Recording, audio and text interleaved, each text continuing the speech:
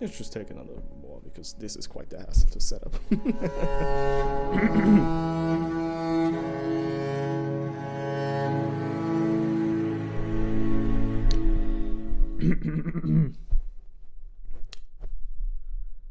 Just turn your brain off is probably one of the most degenerate, boring things you could ever say to probably anybody when talking about anything.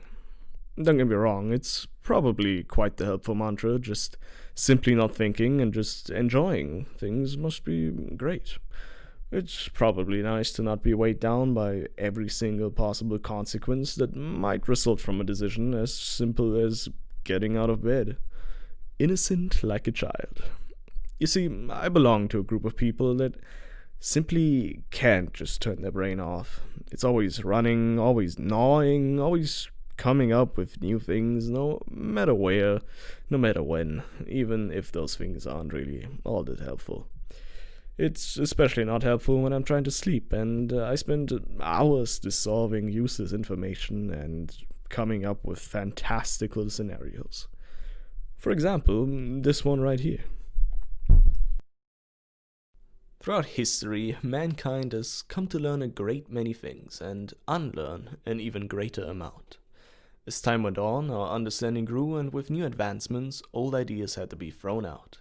May it be in physics, chemistry, biology, philosophy, astrology, or even religion. All these systems were formed to our knowledge, and even if we seem to know all these things, there remains one area that does not conform to our knowledge: our feelings. I'm not trying to say that we know nothing about them. We know, for example, that they are influenced by our funny juices in our bodies, hormones and whatever chemical soup nonsense that floats around in it. We know about the many outside factors that can affect them. We know that every person probably has some capacity for them, and we also know that every person probably has similar experiences, something to cross-reference when we talk about them. Albeit probably a bit different from person to person. But all that doesn't really help when it comes to understanding our feelings, or rather, understanding the experience of feeling. The sheer multitude of things affecting other things leading us to feel is so immense that the task of understanding, so controlling them, becomes entirely nonsensical.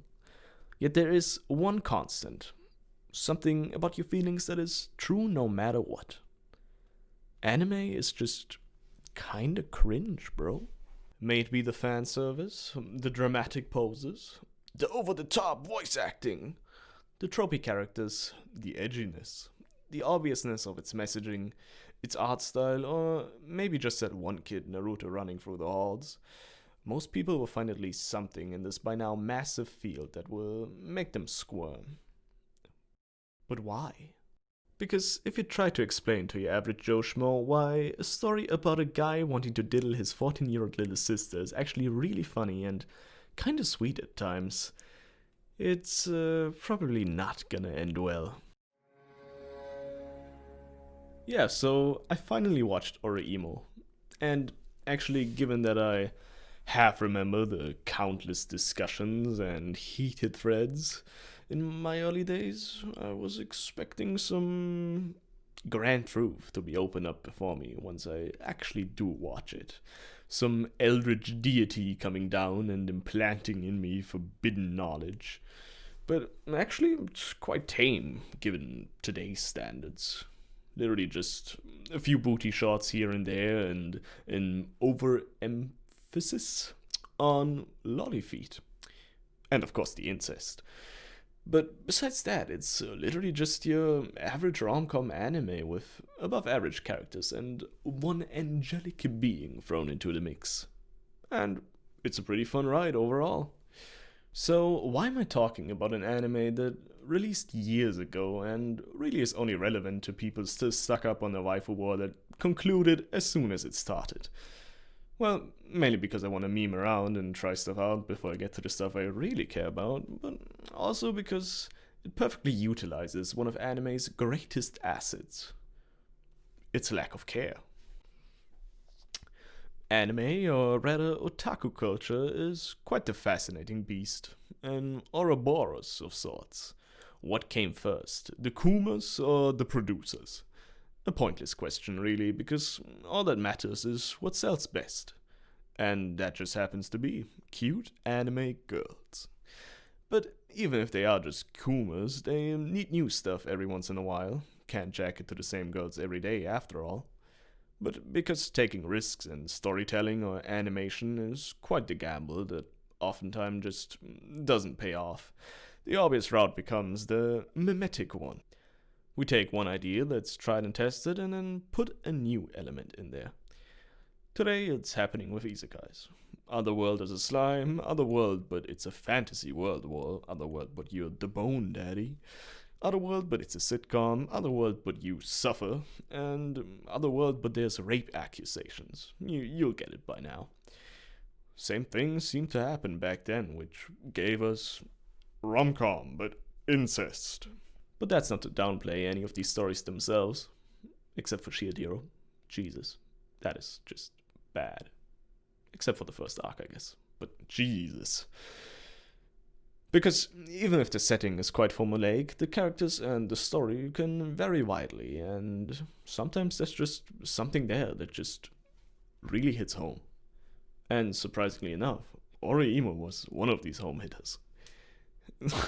Okay, not in that sense. Obviously, I didn't feel an emotional connection to our main character having the hots for his little sister. Rather, it's about it just kind of getting it, you know? It's brazen, it's bold, it's in your face, and it knows how ridiculous it all is, but it goes ahead with it anyways. OreImo is about enjoying your hobbies, or rather, yourself, no matter how ridiculous that may seem. Whether it is collecting figurines that cost hundreds of dollars, PNGs that cost thousands, whether it is playing age games, watching garbage, raunchy anime because that's just what you find funny, or simply having pointless discussions about said things with the people you consider your friends. Sure, it's all pointless and in general just a huge waste of time and money, but does it really matter that it's pointless? As long as you enjoy what you're doing, does it even matter what it is? Even if it is something as reprehensible as lusting after your 14-year-old sister, even if it is something as cringy as anime or rather otaku culture. I'd say, fuck it, dude. Go for it. Sure, it's Reddit cringe, and you probably shouldn't be public about it if you want to live a decent, moral, and upstanding life. But if it's truly what makes you happy, who are they to you? And sure, from time to time you will probably cringe at yourself, but be honest, you're gonna do that no matter what your hobbies are. So you might as well have fun with it and act the way you want to act instead of confining yourself in fear of losing your IRL Reddit karma. Confidence is not about being bold, boisterous, or speaking your mind without a second thought. It's about doing all that, even though you're trembling and your entire body is trying its hardest to stop you. Being aware of all the countless possibilities and the infinite ways it could go wrong, and then still going for it. So please, don't just turn your brain off. Keep it on. Think about things. And once you've thought them through, realized what everything means to you, be confident, be bold, stop giving a fuck, and proclaim your love to the world, no matter what. Even if it's the most cringiest thing in the world, even if it goes against everyone, as long as you truly believe that you are right. Who is there to stop you?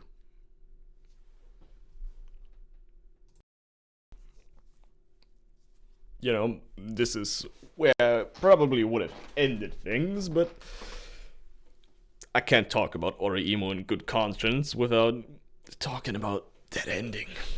Oh, Jesus Christ! So, at this point, it's just gonna be me reading, about the ending of OreImo. So, spoilers beware about a show that concluded like 7 years ago, if you really care about that.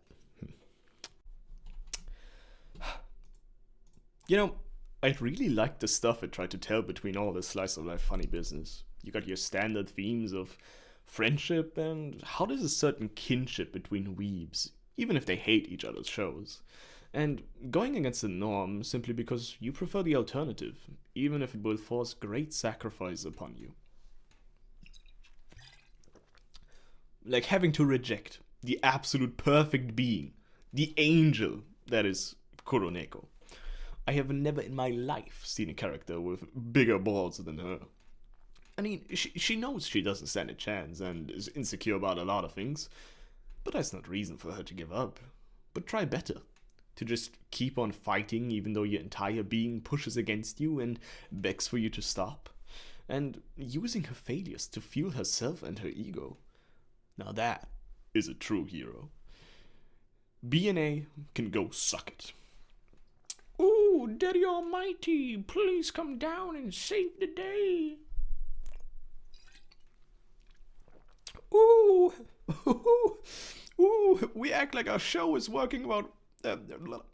We act like our show is about working hard yourself so you can become better, even though it starts with genetic lottery and our main character also got his abilities by pure happenstance through hereditary bullshit, and then he gets bullshit power-ups randomly, as pulls, power, what, huh?